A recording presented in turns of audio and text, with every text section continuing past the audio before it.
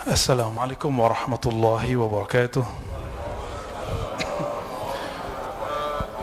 Innal hamdalillah nahmaduhu wa nasta'inuhu wa nastaghfiruh wa na'udzu billahi min shururi anfusina wa min sayyiati a'malina. Man yahdihillahu fala mudilla lahu wa man yudlil fala hadiya lahu, amma ba'd. Allahumma faqihna fid din wa 'allimna at-ta'wil waftah lana ya fattah kama fatahta li ibadika as-salihin. Amin ya rabbal alamin. Bapak saudara, ikhwan akhwat fillah, kita sampai kepada tokoh yang bernama Abu Bakar Asy-Syibli di kitab Ar-Risalah Al-Qushairiyah, salah satu kitab yang mewarisi kerohanian ulama salafus saleh. Jadi ketika ada orang mengaku salaf, maka kita bisa cek di kitab ini, betulkah rohaninya seperti ulama salaf. Imam Abu Bakar Asy-Syibli disebutkan oleh Imam Al-Qushairi Baghdadiul Maulid, orang yang lahir di kota metropolitan di zamannya bernama kota Baghdad.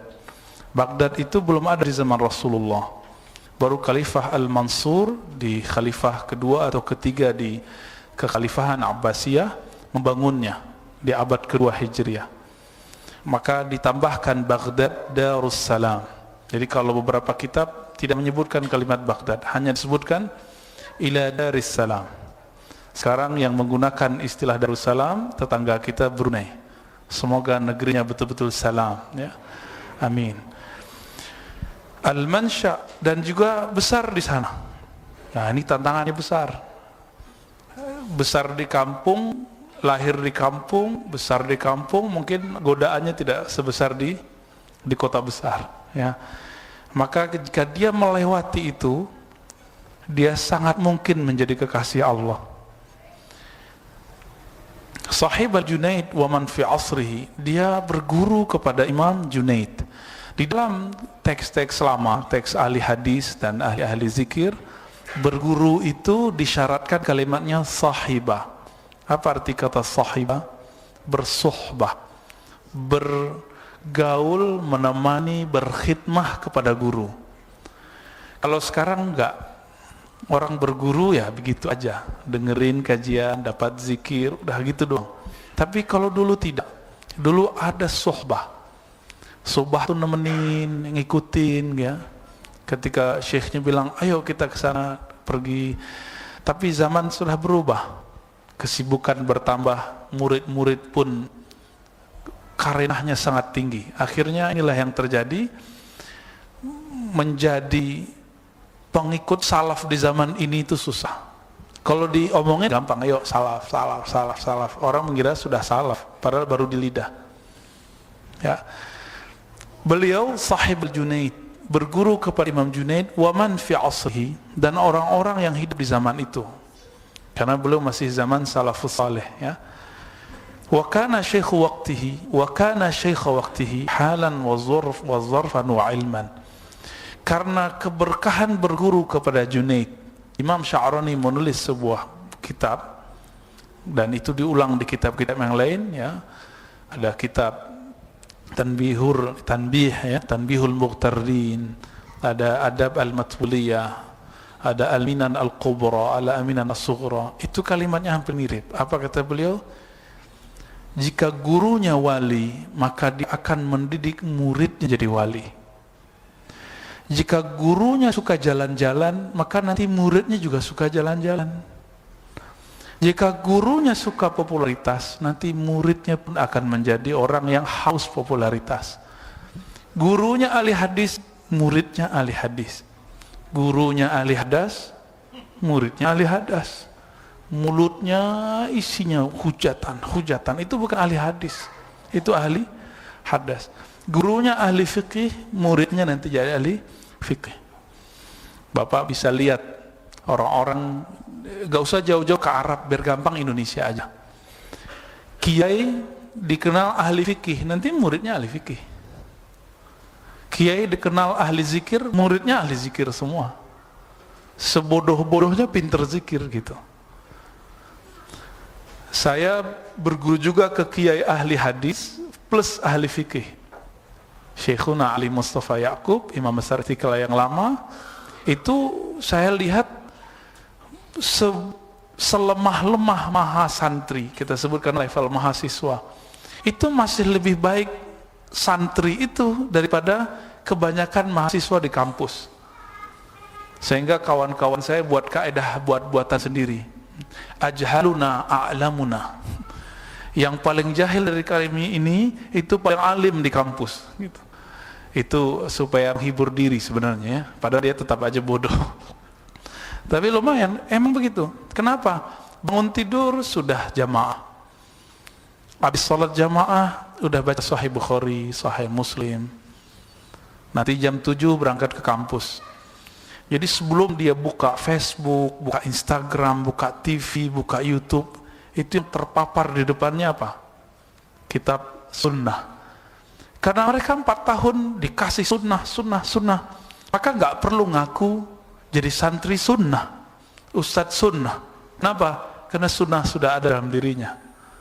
Ngaku-ngaku itu belum tentu benar ya. Disebutkan bahwa Imam Ash-Shibli Syekh waktihi, karena berkah bersuhbah berguru kepada wali Allah bernama Junaid, maka dia menjadi wali Allah. Sebenarnya Imam Junaid ini ahli hadis, tapi dia tidak meriwayatkan hadis. Dia memilih memuasakan dirinya untuk menyampaikan hadis. Kenapa? Khawatir salah. Begitu ulama dulu takut menyampaikan hadis. Kalau saya hidup di zaman itu, semua riwayat saya akan dianggap dhaif. Tapi kalau di zaman ini atau menganggap sahih. Padahal hafalan kita bermasalah semua. Dulu hafal, sekarang hilang. Itu udah biasa. Imam Junaid ini dikatakan beramal dengan mazhab yang bukan mazhab yang 4. Jadi dulu ada mazhab Ishaqi. Konon katanya Imam Junaid ini beramal dengan mazhab Ishaqi, tapi nggak ada yang ngamalin setelah itu. Ada yang mengatakan mazhab yang lain ya. Namun kita juga dapat riwayat Junaid ini bermazhab dan mazhab Imam Syafi'i, wallahu alam ya. Dan jadi ulama salaf pun bermazhab. Terus sekarang ngaku ikut salaf tapi anti mazhab. Antum ikut salaf yang mana? Ya. Nah, lalu di versi ulama Malikiyah dikatakan Malikiyul mazhab. Beliau bermazhab Maliki. Jadi emang begitu Pak, enaknya jadi ulama terkenal di zaman itu. Diperebutkan semua mazhab. Bapak coba lihat, Imam Bukhari, itu namanya muncul di mazhab Syafi'i. Muncul di mazhab Maliki. Muncul di mazhab Hanbali. Jangan pusing. Itu sebenarnya keajaiban. Orang kalau pinter diperebutkan nggak? Diperebutkan. Nanti dicocok-cocokin. Menurut pengikut mazhab Syafi'i, Imam Bukhari ini 70% fatwanya mirip dengan Imam Syafi'i. Gitu. Menurut Hanbali, ya sama juga begitu, 70%. Menurut terus Pak.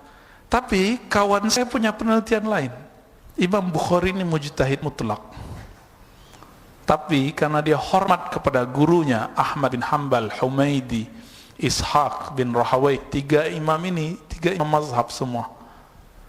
Tapi Humaidi memilih untuk mengikuti mazhab Syafi'i. Ahmad bin Hanbal membangun mazhab baru. Ishaq bin Rahawai setelah diskusi dengan Syafi'i merombak mazhabnya yang disebut mazhab Khurasan. Jadi ulama mazhab itu muncul di kalangan salaf. Maka yang anti salaf, anti mazhab, atau dibalik, anti mazhab, anti salaf. Gitu sederhananya.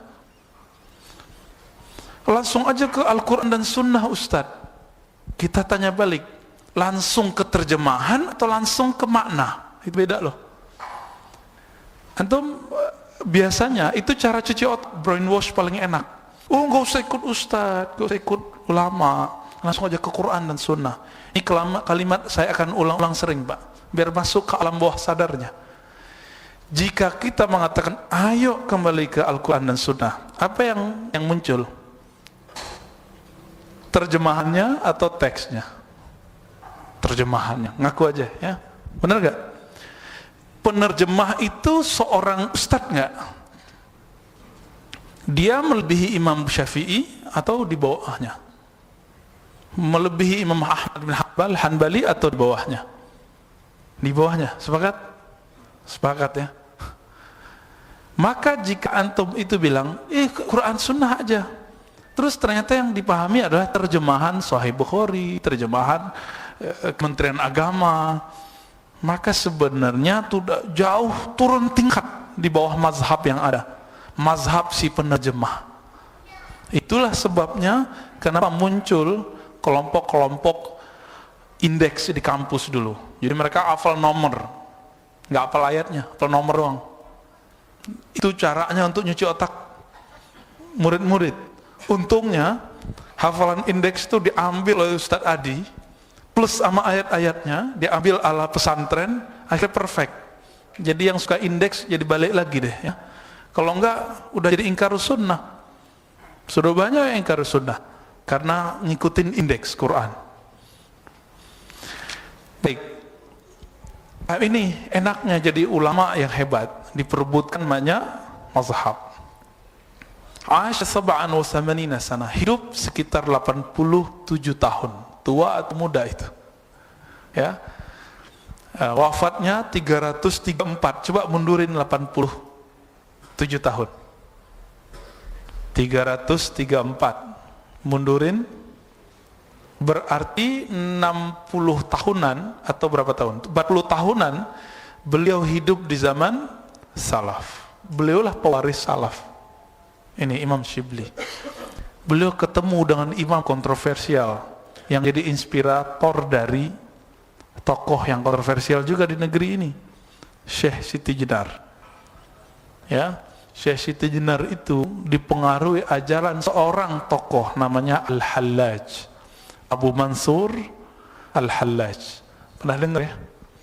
Yang kemudian nyampe di negeri kita, nyampe di Jawa, diistilahkan dengan manunggaling Kaulo Gusti.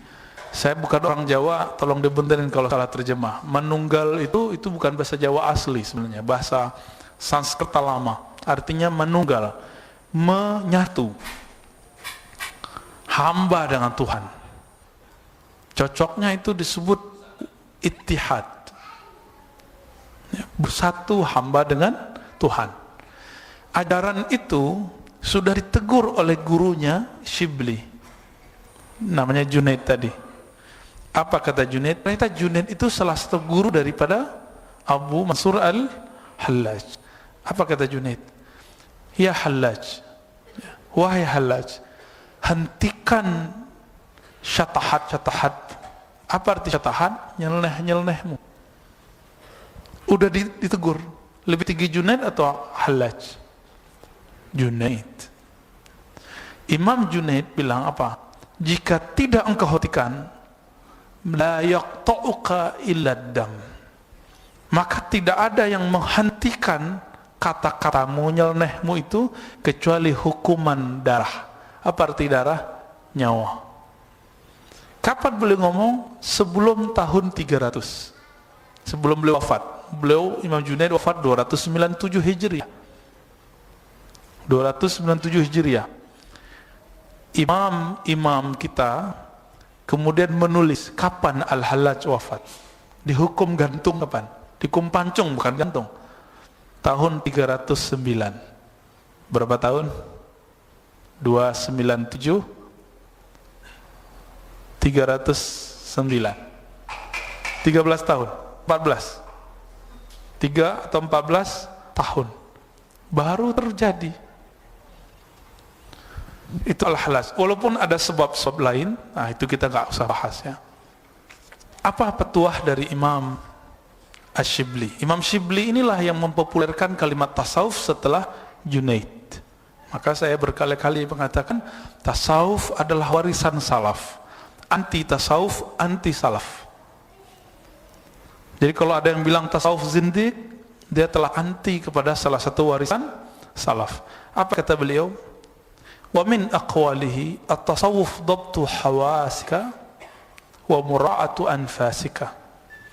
Tasawuf itu bisa dipraktekkan dengan dhabtul hawas, menjaga indera, menjaga mata, menjaga telinga, menjaga lidah, Jadi bedakan tarekat dengan tasawuf. Beda ya. Tarekat itu kurikulumnya. Belum tentu orang bertarekat sufi. Hati-hati. Belum tentu orang bertarekat itu sufi. Yang dimaksud oleh orang-orang anti tasawuf itu sekarang mungkin tarekat-tarekat yang tidak disiplin ini. Mungkin. Ya, ini yang saya baca ya, yang saya lihat. Apa kata beliau? Tasawuf itu menjaga indera dari maksiat, dari lupa kepada Allah. Makanya sufi itu jangan heran kemana-mana bawa tasbih, supaya indera tangannya, indera rasa, indera penyentuh di tangannya itu masih connect kepada Allah Ta'ala. Bukan riya, enggak, itu bukan riya. Wa mura'atu anfasik, dan menjaga nafas, maka disebut oleh mereka zikir nafas. Zikir nafas itu metodenya macam-macam. Ada yang menyebut la ilaha illallah naik, la ilaha illallah turun. Ada yang baca Allah, Allah naik, ya Allah turun dalam hatinya. Ada yang membaca dengan zikir yang tadinya kontroversial oleh sebagian orang yang tidak membaca buku-buku mereka. Itu zikir hu Allah, hu naik, Allah turun. Apakah ini bid'ah? Zikir hu, Allahu gitu ya. Kami sudah kaji kitab yang pakar sekali membid'ahkan itu, namanya Al-Ibda' fi Madaril Ibtida', karya salah satu ulama Al-Azhar, Syekh Ali Mahfuz. Langsung ditakriz oleh Syekh Muhammad Abduh, Imamul Islah, imam yang ahli tajdid di zamannya, ahli pembaruan. Itu inspiratornya Buya Hamka, Syekh Muhammad Abduh. Di situ ketika nulis tentang bab zikir tasawuf, dia sampai kepada bab tentang cara-cara zikir, sampai ke suatu sub zikrul mufrad, zikir dengan satu nama. Allah, Allah, Hai, Hai, Qayyum, Qayyum, termasuk hu gitu ya. Boleh atau tidak? Lalu dipaparkan di situ, ada yang mengatakan boleh, ada yang mengatakan tidak boleh. Awalnya saya kira si pengarang akan mengharam dan membid'ahkannya, tapi saya terkejut di bagian belakang dia kemudian mengurai perdebatan itu.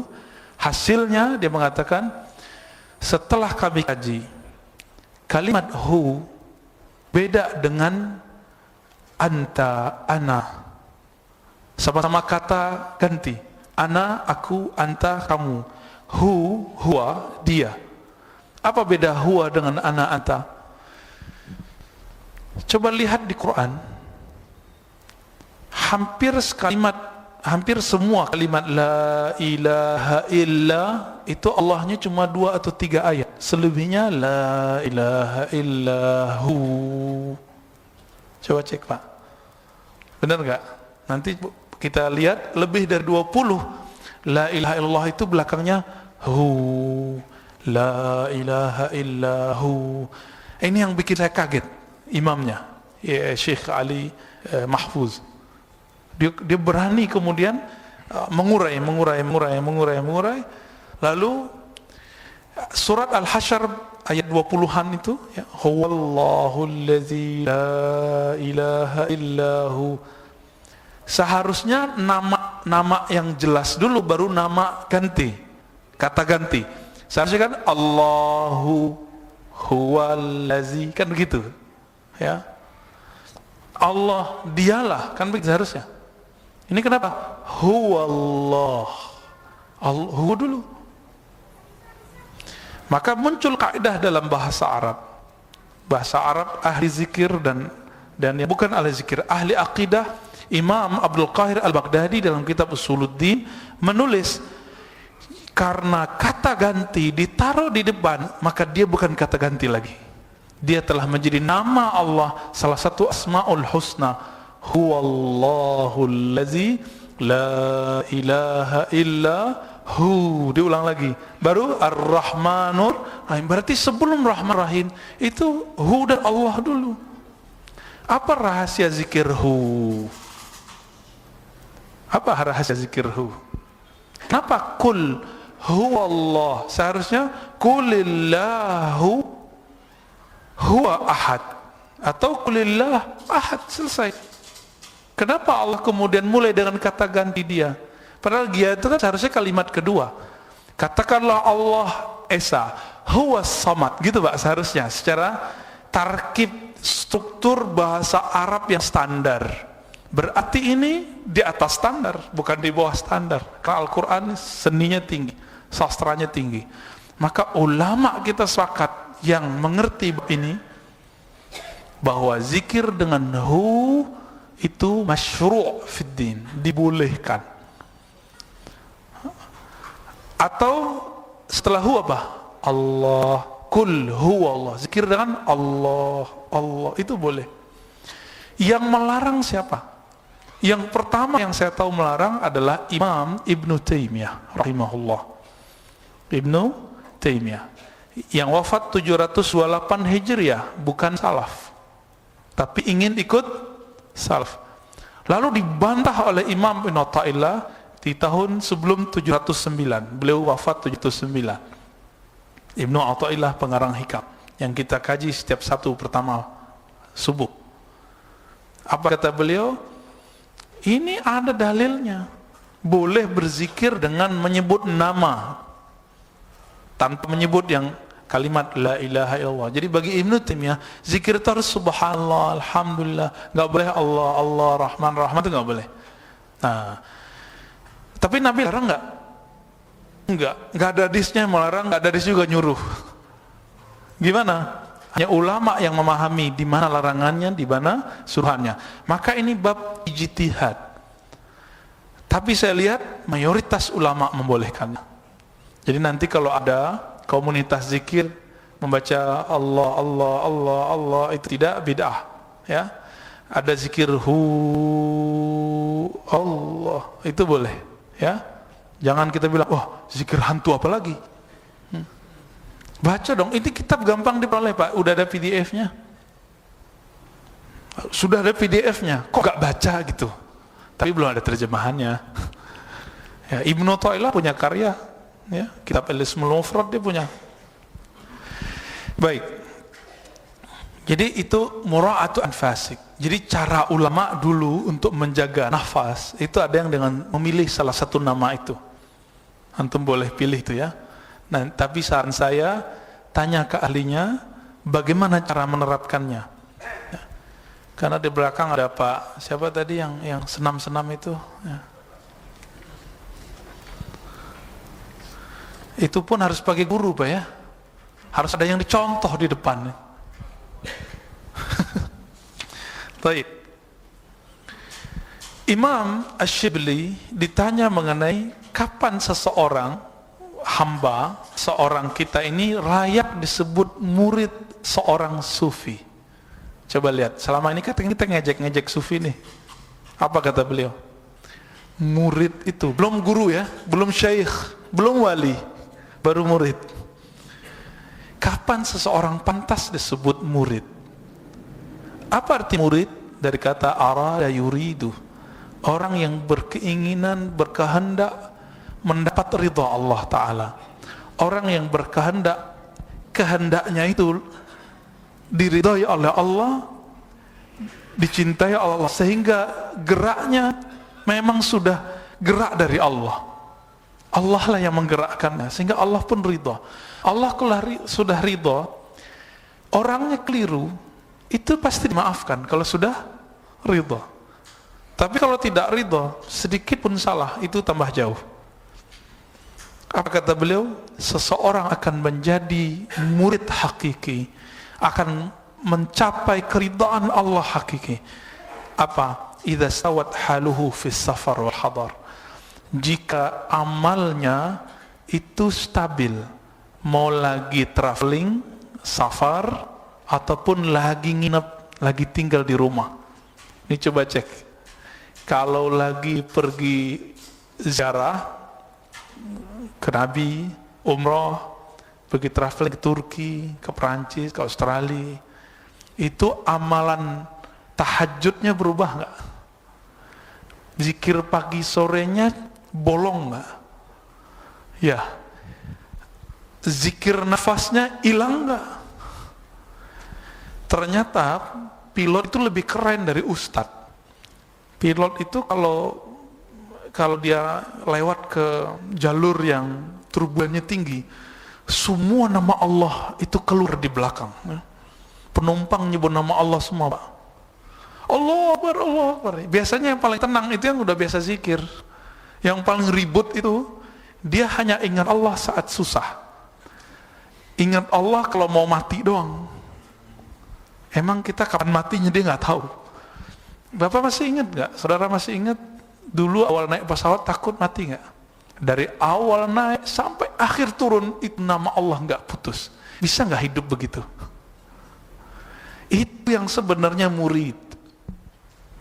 Kalau rasa itu dibawa ketika kita hidup begini, maka Nabi mengatakan kepada sahabat-sahabat beliau, jadilah engkau seperti orang-orang yang abirus sabil. Apa arti abirus sabil?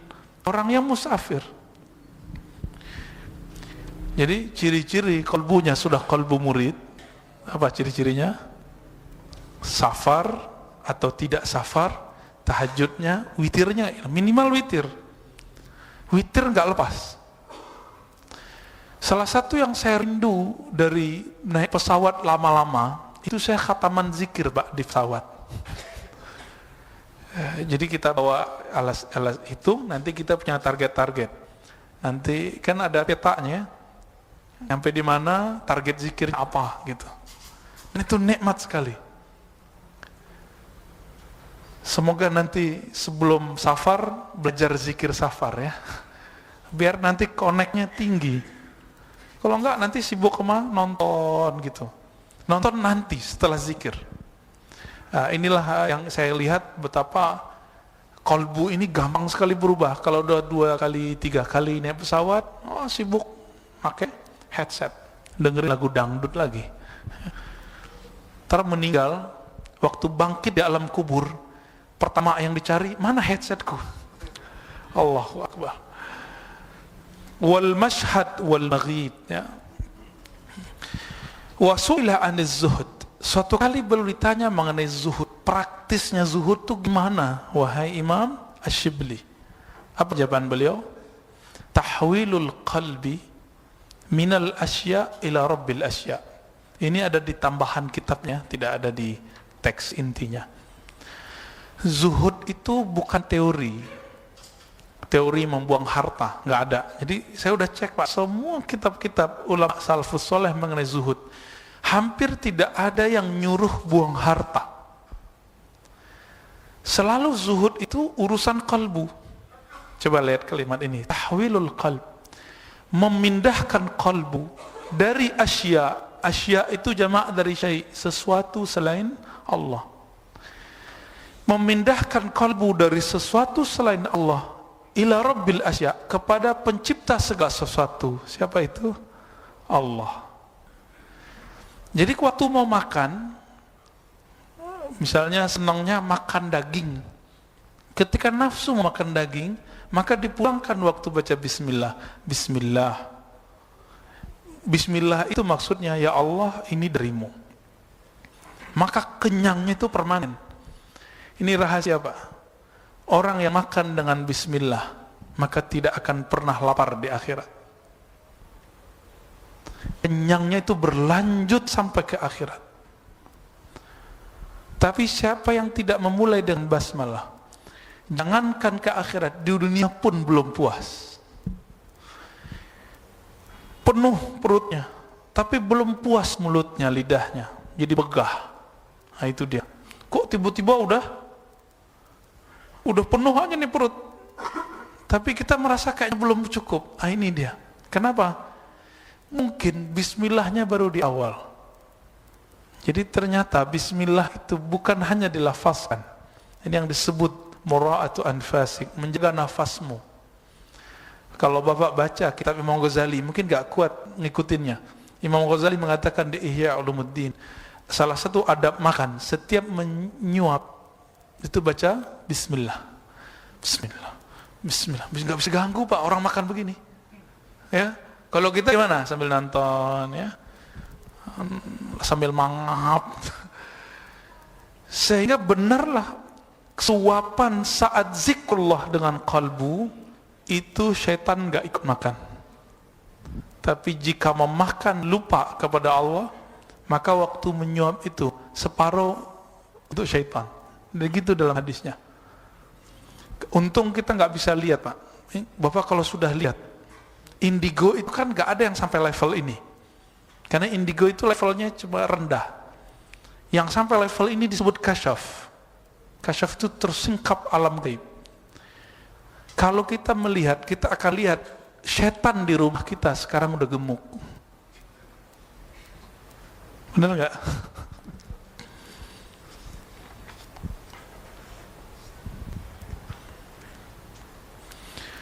Imam Junaid melatih Imam Shibli ini berat sekali. Hari ini nggak boleh diikuti Pak metode ini. Jadi kalau dalam metode pengajaran boleh, untuk harian tidak boleh. Nah, apa metodenya? Jadi Imam Shibli ini kan suka makan.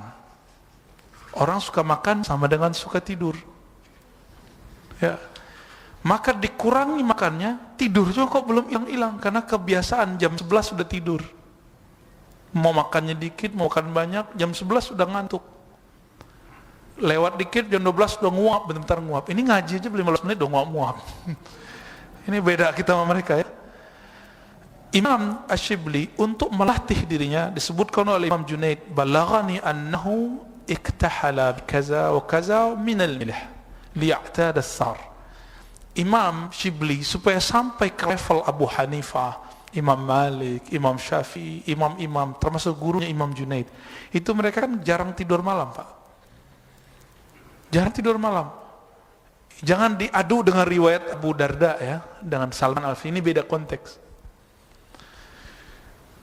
Ketika beliau ngantuk, apa yang melakukan? Salah satu tradisi ulama salafus soleh pakai celak. Saya nggak melihat orang pakai celak sekarang kecuali jemaah tabligh. Ya, mereka yang hidupin amalan itu. Kita nggak senang tuduh-tuduh aja dia ahli bid'ah. Padahal dia ngamalin sunnah yang paling remeh dihamalin. Do'if pun hadisnya dipakai, nggak mau ketinggalan. Apalagi yang sahih. Saya orang pesantren, Pak. Tapi ada adab yang saya baca di kitab-kitab itu, saya ketemu ini jadi tabligh. Ketemu jadi tabligh. Walaupun beberapa kita nggak siap dengan hurufnya, apa-apa segala macam ya. Namun karena Syekh tabligh ini pendirinya seorang sufi, muhaddis, Syekh Albani nggak suka, maka ditulislah, bukan Pak Albani ya. Kalau Pak Albani suka kayaknya. Di sini ada Pak Albani, Pak, di ujung. Orangnya tawaduk ya, insya Allah. Apa kata Syekh Albani? Jamaah tabligh itu adalah sufi modern. Albani kalau bilang sufi itu ngejek. Albani kalau bilang sufi itu menyesatkan sufi, gitu maksudnya. Maka beberapa ulama-ulama di Al-Azhar itu menulis bantah-bantahan terhadap Syekh Albani. Tapi saya nggak mau bantah-bantahan dengan Pak Albani. Ya, bantah-membantah itu mengeraskan kolbu ya, kita nggak usah. Jadi beliau bercelak, tapi bukan celak dengan batu asmat itu, atau asmat Pak Ismit namanya. Bercelaknya dengan apa? Serbuk hitam yang dicampur dengan garam, tapi garam gunung, mirip-mirip kayak ya Himalaya itu ya. Tapi jadi ada kandungan garamnya dipakai, sehingga matanya nggak bisa ngantuk. Jadi setiap kali mengantuk dia langsung pasang. Nggak buta, Pak, nggak buta. Kenapa? Nabi mengatakan, iktahilu fa innahu yujlil basar. Hadisnya hasan. Hendaklah kamu bercelak karena celak itu dapat menerangkan basar, pandangan. Ini berat kan nih? Saya nggak menyarankan untuk pakai ya. Saran saya cuma satu, kalau mau bangun malam, kita kan dulu kayaknya nggak ada kopi kali Pak ya. Cari kopi Arabica atau Robusta, tanya ke ahli kopi mana yang bisa menyebabkan kita melek. Tapi tidak pakai gula. Ustadz, saya minum kopi tapi tidur. Ya iya pakai gula. Nggak pakai gula, Pak. Nggak pakai gula, tapi jangan banyak-banyak, dikit aja. biar nggak sering-sering buang air kecil. Dan jangan makan banyak dari siang sampai malam. Jadi makannya mungkin kurma atau apa dikit, pisang. Jangan banyak-banyak Pak. Cobain, rasain. Nanti bulan puasa aja ya, pas itikaf. Jangan pindah tempat tidur Pak. Ini masjid malam dulu 7 Ramadan, plok, aduh tidur di mana-mana. Ya Rob, ini itikaf atau tidur berjamaah? Pas bangun jam 2, udah lewat Pak, Lailatul Qadarnya. Itu cuma keberkahannya. Salamun hiya hatta matla'il fajr. Hanya keberkahannya saja. Lailatul Qadarnya sudah lewat. Hati-hati. Ya. Maka kalau ingin dapat Lailatul Qadar, jangan nunggunya pas hari H. Nunggu hari H, tahu-tahu udah lewat ya.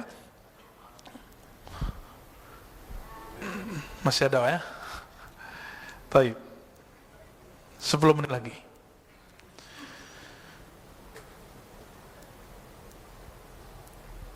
Beliau ditanya mengenai kok sholat itu banyak pikirannya gitu. Jadi di abad ketiga beliau sudah siapkan jawabannya untuk sekarang Pak. Sekarang abad 15 Hijriah ya, 1400-an. Jadi nggak usah mikirin Mahdi turun dulu, siapkan diri, pantas nggak saya jadi pengikut Mahdi? Mau turun esok juga nggak apa-apa, masalahnya pantas tuh nggak? Ya, coba lihat, laisa yakhturul qaunu bibali, wa kaifa yakhturul qaun bibali man afal muqawwin. Beliau mengatakan, aku tidak pernah kepikiran makhluk bahkan di luar sholat. Bahkan di luar sholat. Kalau kita, jangankan di luar sholat, dalam sholat pun lengkap. Lengkap. Habis ini, habis ini. Sehingga khatam. Ya, bukan khatam Quran Pak. Khatam ingatnya macam-macam. Sampai kemudian ada ejek-ejekan kiai ya, ketemu kunci, itu kan karena itu sebenarnya kiainya itu sendiri yang ketemu kuncinya dalam sholat. Kalau bahasa sahabat kita, senior kita sebenarnya, Ustadz Abu Sangkan, apa kata dia? Yang bilang khusyuk mustahil berhenti jadi kiai. Horor juga dia. Tapi itu benar Pak. Kalimat itu benar. Yang bilang mustahil atau susah khusyuk berhenti jadi kiai. Berhenti jadi ulama. Kenapa? Karena itu sudah kiamat. Dalam hadis Imam Tirmizi dengan riwayat yang hasan dikatakan Abdullah bin Amr bin Al-As berkata, "Awwalu ma yuqbad qabla yaumil qiyamah al-khusyu'." Yang terakhir yang pertama kali dicabut di akhir zaman adalah khusyuk. Maka orang-orang khusyuk inilah nanti yang jadi tentara-tentara Mahdi. Jadi yang bukan suka hoax, bukan suka nerka-nerka tahun, nggak usah. Kisah nggak usah nerka-nerka tahun Pak. Terka aja kolbunya. Kolbunya masih mikirin apa? Apa kata beliau? Ini jadi kaidah. Kaifa yakhturul qaun fi bali man arafal mukawwin. Bagaimana mungkin, apakah pantas terlintas alam semesta dalam pikiran orang yang mengaku kenal pencipta alam semesta?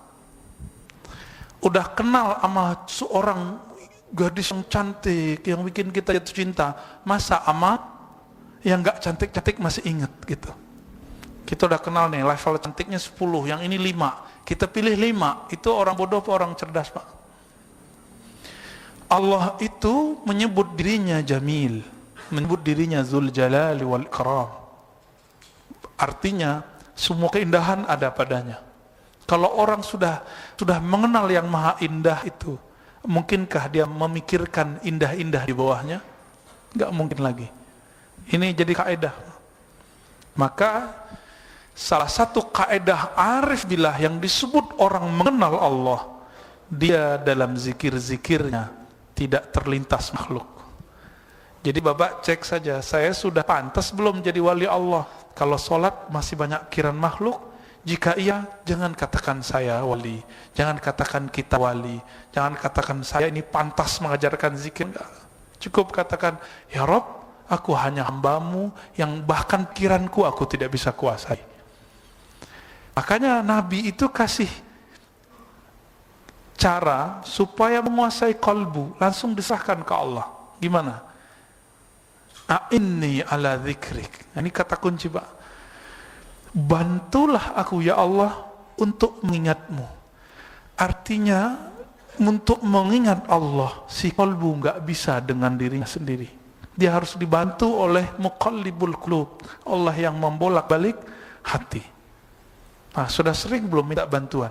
Nah, cara minta bantu itu disebut oleh ahli zikir dan kaifiyatuz zikr. Kaifiyat tata cara berzikir. Kalau oleh kawan-kawan saya psikolog, mereka menyebutnya conditioning. Conditioning itu, ya. Nah, masih ada dikit.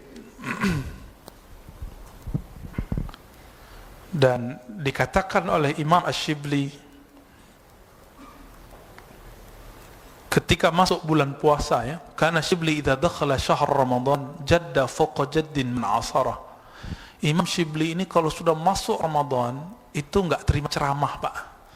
Kalau saya 20 hari masih ceramah, 10 hari enggak terima lagi, kecuali kalau keluar negeri. Kalau Imam Ash-Shibli kalau sudah masuk Ramadan, kalau begini sepi semua pengajian kita, Pak, ya, maka ini cukup untuk Shibli aja. Ama ahli zikir yang mau ikut Shibli, atau ama bapak-bapak yang tidak bisa ceramah, maka sebenarnya mohon maaf untuk para ustadz kalau ada yang hadir, para dai. Kebanyakan dai di bulan Ramadan ketinggalan ama jemaah. Gimana tidak? Ngajak iktikaf, dianya kemana-mana. Ngisi kajian iktikaf, tapi dia nggak iktikaf. Jamaahnya dapat Lailatul Qadar, dia lagi nyetir di jalan. Jamaahnya lagi memutar tasbihnya mengingat Allah di Lailatul Qadar, dia masih cari Grab biar pergi ke masjid tempat iktikaf. Pindah Grab. Kira-kira gimana, Pak? Saya kalau ingat itu saya bisa nangis, ya. Maka jika antum sebagian adalah dai, ustadz, kiai, alim, ulama, 11 bulan 20 hari bersama makhluk, coba sisihkan 10 hari mulai dari bulan ini, cut 10 hari hanya bersama Allah, kecuali antum safar di luar, ya. Apalagi yang nggak punya kewajiban berceramah, Pak. Ustadz tuh kalau nggak ceramah dosa juga, ya. Kenapa disebut kitmanul ilm, menyembunyikan ilmu? Nggak boleh juga, harus dia ceramah, harus dia ngajar. Apa kata beliau? Hadza syahrun azzamahu rabbi. Ini bulan, jangankan kamu, ya, bukan begitu, ya. Hadza syahrun azzamahu rabbi. Ini bulan Allah langsung yang mengagungkannya. Masa kalian enggak gitu? Fa ana awwalu man yu'azzimhu.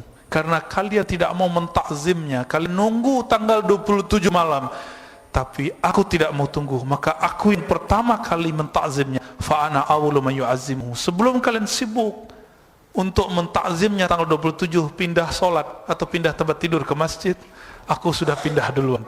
Maka Imam Shibli kalau sudah Ramadan itu nggak bisa tidur, Pak, malam hari. Bukan dia nggak mau tidur, dia nggak bisa tidur lagi. Latihan di pekecelak itu cuma di waktu muda. Ketika umurnya sudah di atas 20-an, 30-an, beliau nggak perlu pakai celak lagi.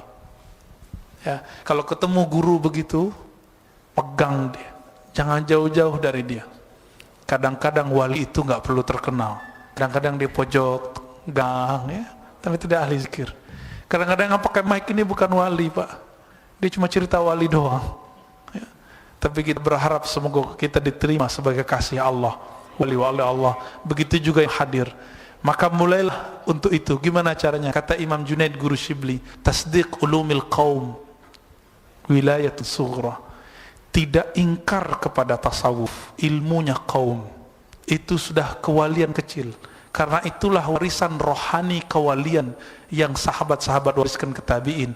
Sahabat menerimanya dari Rasulullah sallallahu alaihi wasallam. Jadi nanti kalau dengar ahli zikir, ahli tarekat, ahli sufi, pakai adab. Katakan, ya Allah, kami cinta mereka, tapi kami belum sanggup ikut mereka. Enggak apa-apa. Ya. Kalau antum bilang sesat, coba lihat. Buya Hamka punya buku Tasawuf Modern. Sesat dong. Ayah Buya Hamka mursyid. Kakek Buya Hamka mursyid. guru dari kakek Buya Hamka di Mekah, namanya Said Ahmad Zani Dahlan, mursyid tarekat Alawiyah Syaziliyah. Ayah Buya Hamka Haji Rasul pun berguru kepada mursyid, siapa namanya? Bakri Syata, ahli fikih tapi mursyid tarekat Alawiyah. Maka kalau ketemu mereka, beradab, ambil ilmunya. Enggak hanya itu, ambil zikirnya. Enggak cukup di situ, sohbah. Walaupun sekali seminggu, sekali sebulan ketemu dengan mereka, ikut majelis-majelis mereka. Semoga majelis kita diridhai oleh Allah Ta'ala, aib-aib kita ditutupi Allah Ta'ala. Amin rabbal alamin. Rabbana atina fid dunya hasanah wa fil akhirati hasanah wa qina adzabannar.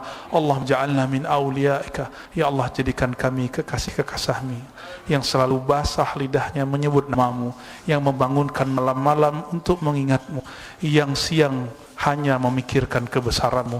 Rabbana ya Sattar, ustur auratina, tutup aib kami di hadapanmu, apalagi di hadapan makhlukmu. Wa sallallahu ala nabiyina Muhammad walhamdulillahi rabbil alamin. Assalamualaikum warahmatullahi wabarakatuh.